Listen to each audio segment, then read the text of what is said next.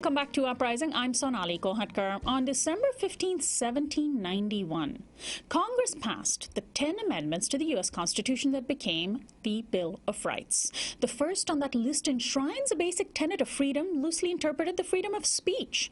That speech could be religion, the press, physically assembling or associating as a group, and much more. The interpretation of the First Amendment, drafted by the fourth President, James Madison, has changed and widened over the years. It's become a linchpin for many protections, as well as an excuse for expanding the powers of the powerful. Now, one of the U.S.'s most important constitutional lawyers, Burt Neuborne, takes apart the 45 words that form the First Amendment in an entire book.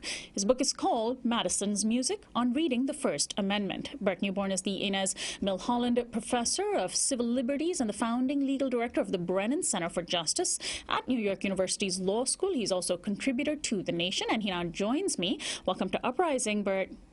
Glad to be here.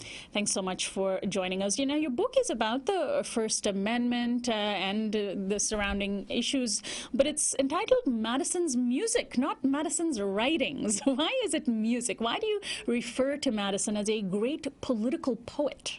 Well, because my thesis is that the Bill of Rights, especially the First Amendment, tells a story, that the structure of the text, if we would only look at it, instead of just talking about the First Amendment as though it were a thing, if we would look at it as the 45 words, as the 6 clauses, the way Madison structured it, we would see that it tells a remarkable story, almost a poem. I call it music, but it's all a series of metaphors designed to urge people to read the story of the First Amendment and to interpret the First Amendment in accordance with the story that it tells. And it's an effort, I think, to rescue it from a kind of rootless First Amendment that has been captured recently in the United States by the powerful.